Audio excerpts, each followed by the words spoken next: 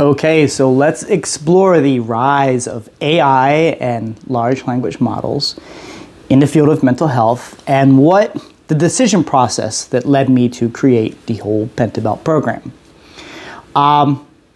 Look, I have a Xennial perspective, not quite millennial, not quite Gen X. I grew up with the internet.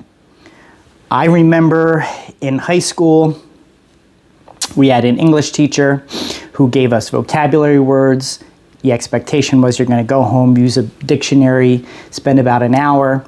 We asked, can we use this, dictionary CD that we got? You can get a dictionary CD and just enter the words and out comes the definition.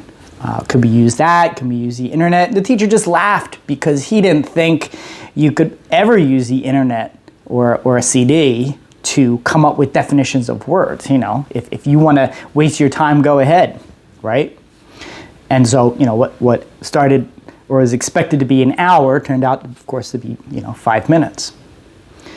I myself was surprised about how the internet became universal. I always thought the internet was just going to be kind of a thing for, guys to do, and it was just going to be, a niche thing. I see that same trend with large language models. I believe that many therapists today think that it would be preposterous to use large language models or AI as a therapy, and I diametrically opposite. I believe that people will start using it.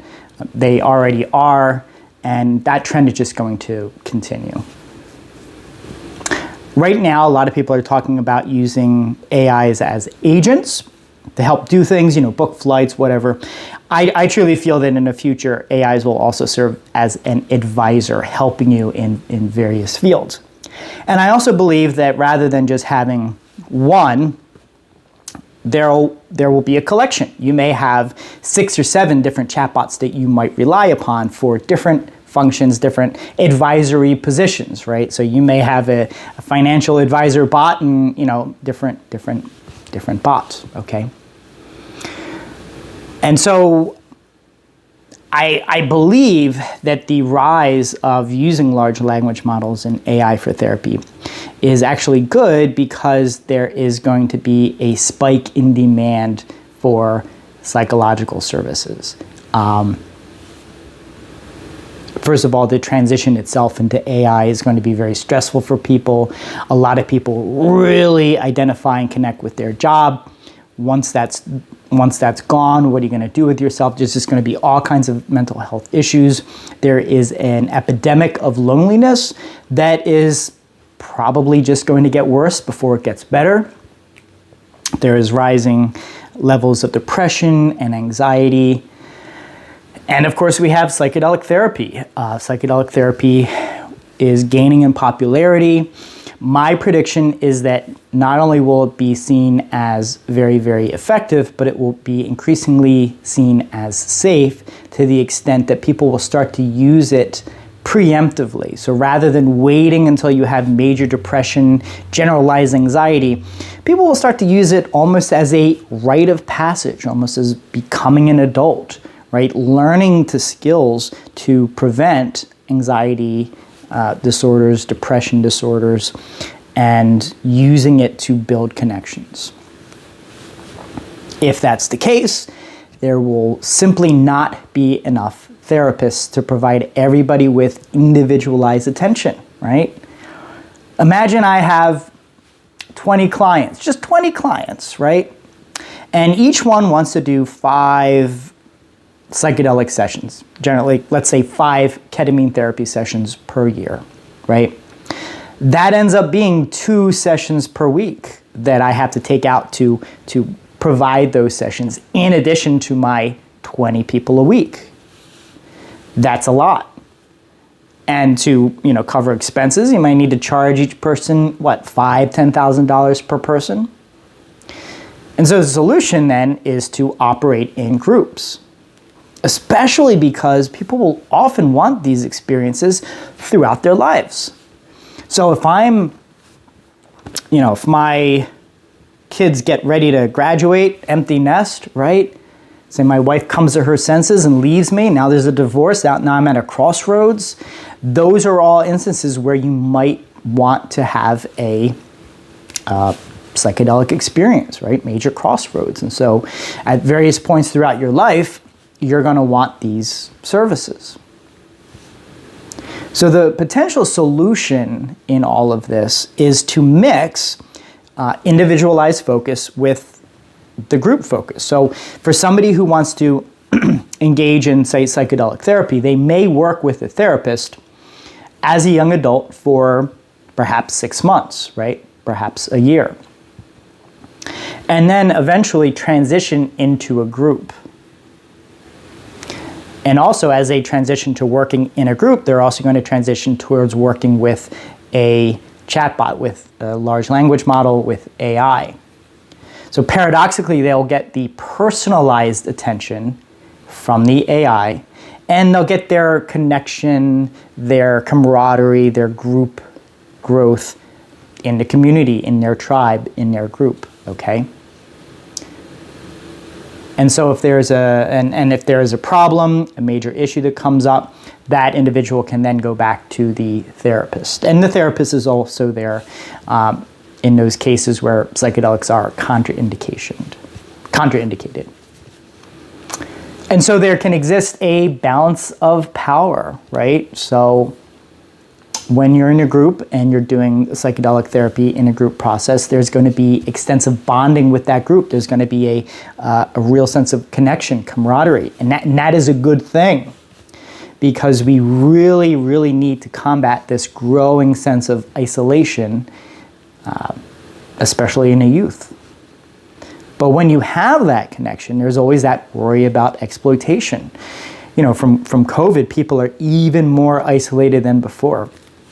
All of a sudden, you introduce a substance that allows you to really bond with people, and that will produce a real risk of exploitation. I mean, there could be cults, right? Imagine how powerful a cult is mixed with substances that generate a big sense of connection and camaraderie, right?